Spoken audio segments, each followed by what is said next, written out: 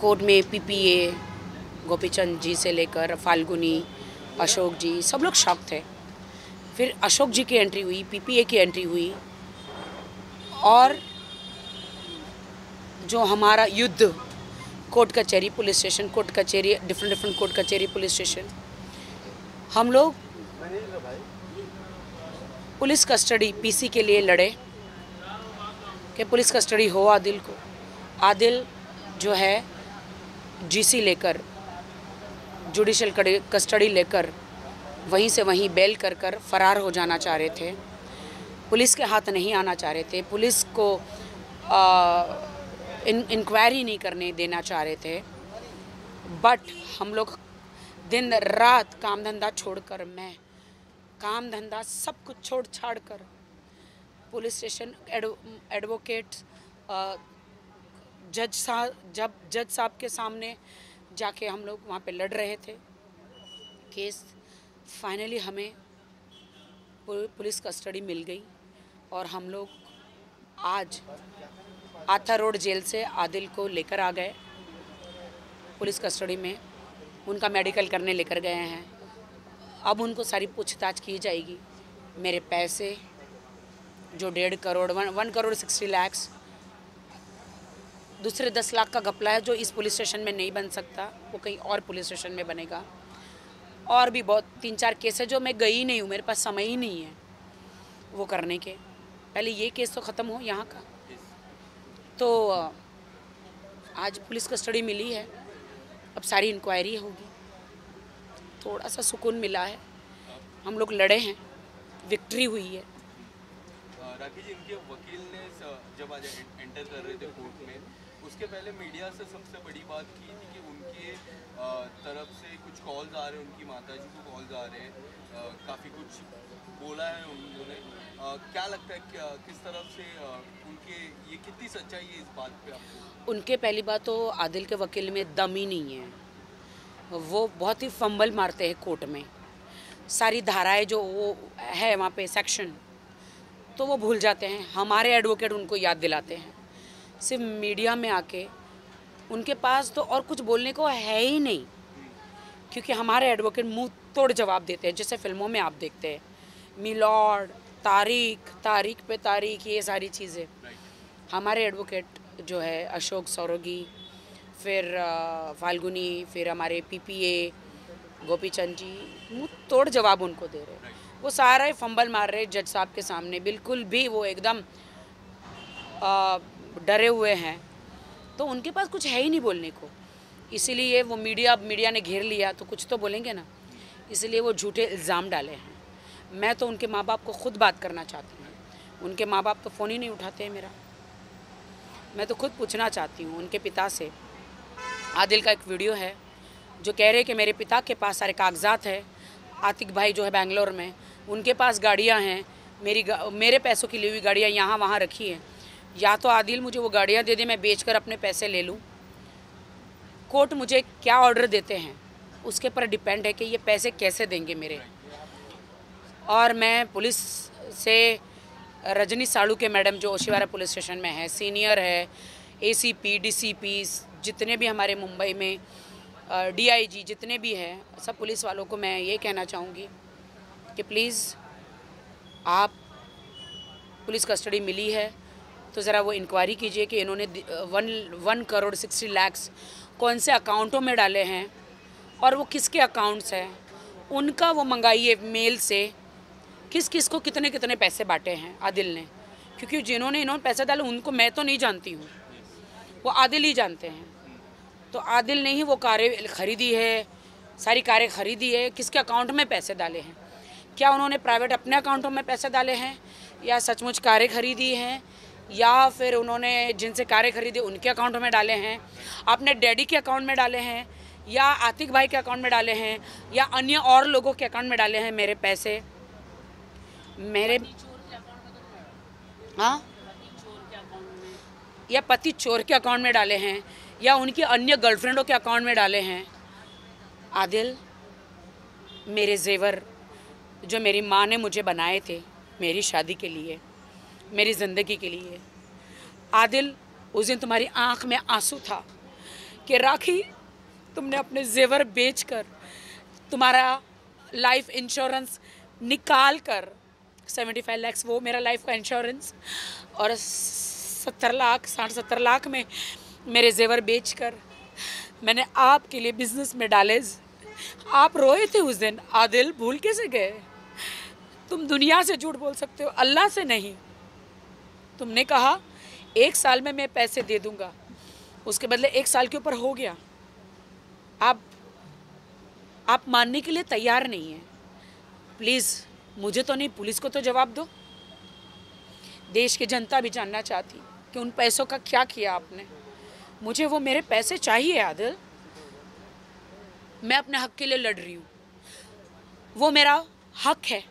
इसका मतलब ये नहीं कि मैं आपसे तलाक मांग रही हूँ, नहीं, मरती मर जाऊंगी, मैं तलाक तो नहीं दूंगी आपको। आप मुझे प्रेशर कर रहे हैं तलाक का, आप मुझे डाइवोर्स का प्रेशर कर रहे हैं। कितना भी प्रेशर हो, मैं आपकी बीवी हूँ। सारी लड़कियों को आप ये कहते हैं वो मेरी बीवी नहीं है, ये जेरोक्स कॉपी है, वो मौलाना झूठा। तो मौलाना कोई झूठे होते हैं क्या कभी? वो अल्लाह के बाद वो ही होते हैं सारे मौलाना, वही पवित्र निकाह कराते हैं। आप उनको झूठा कैसे ठहरा सकते हैं?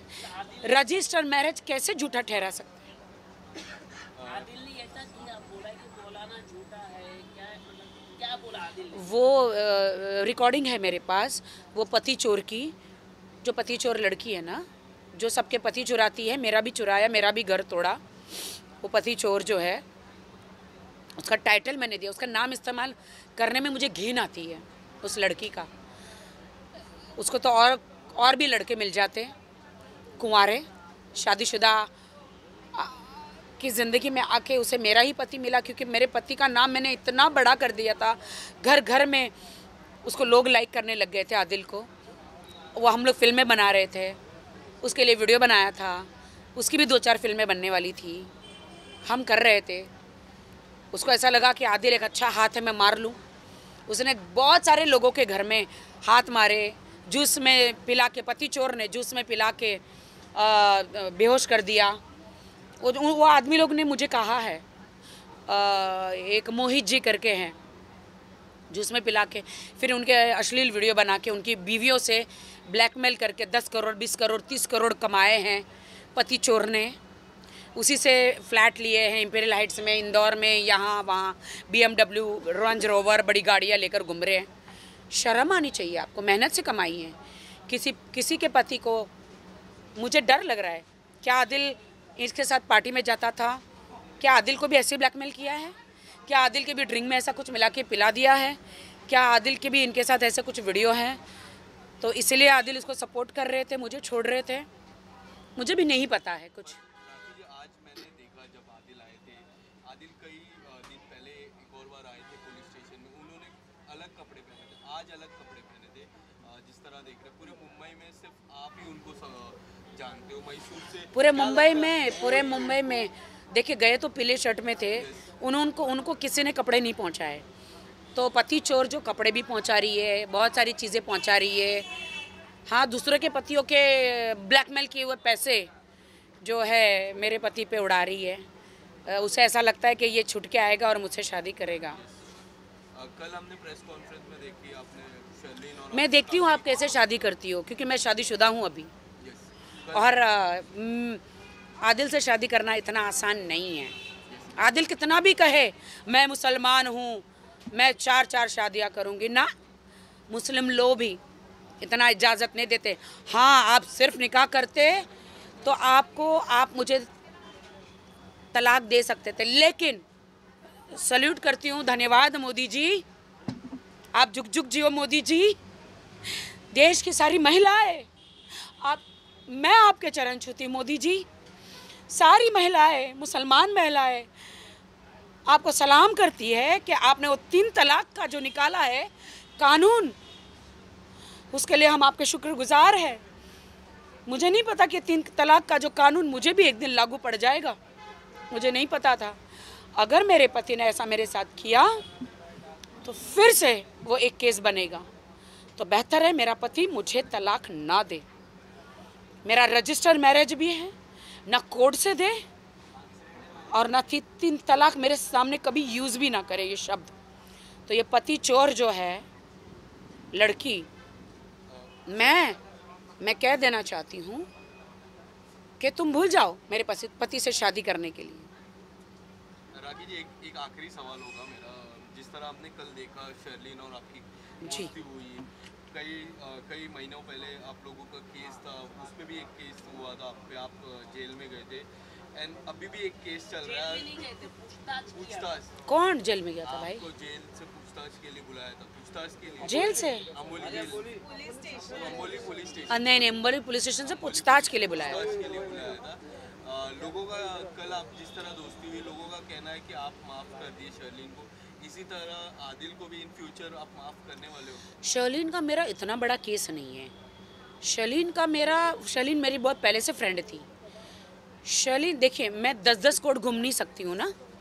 तो शर्लिन आदिल को भाई बना के एक इंटरव्यू कर रही थी, तो मैंने शर्लिन को बताया, शर्लिन हम पुराने दोस्त हैं।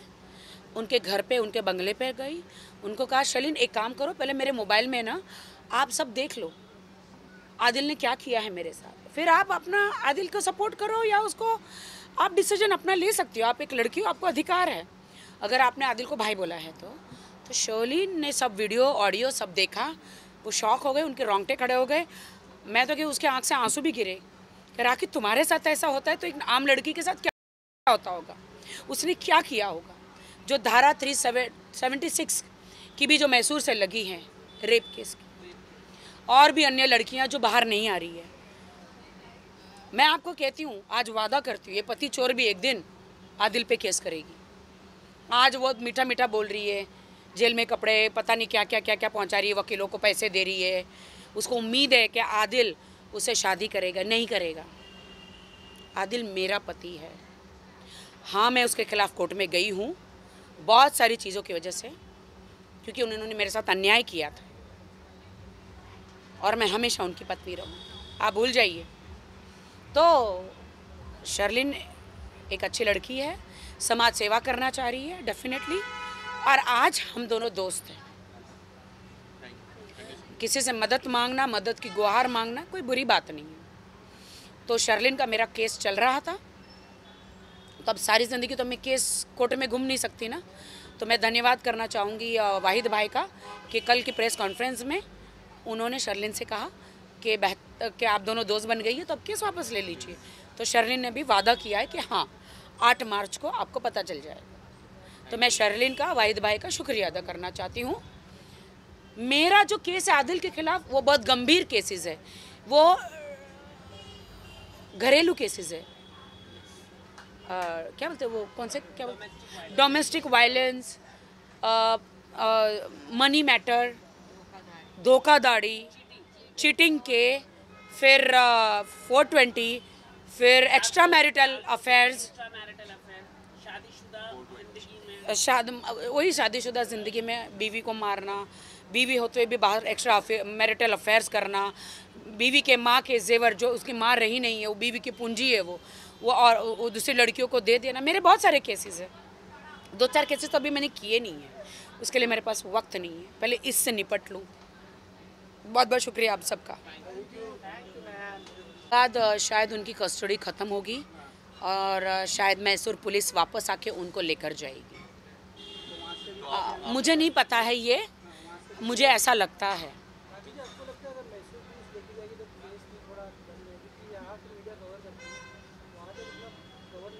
मुझे लगता है कि कर्नाटका की मीडिया भी नंबर 1 होगी, हालांकि मैं कन्नड़ा नहीं समझती हूँ, बट वहाँ की मीडिया भी डेफिनेटली अच्छी होगी। और वैसे तो आप लोग तो हो ही ना, मैं तो अगर मैं वहाँ पे जाऊँगी तो आप लोग तो हैं ही ना, वहाँ से मैं आप लोग के साथ लाइव करूँगी और क्या।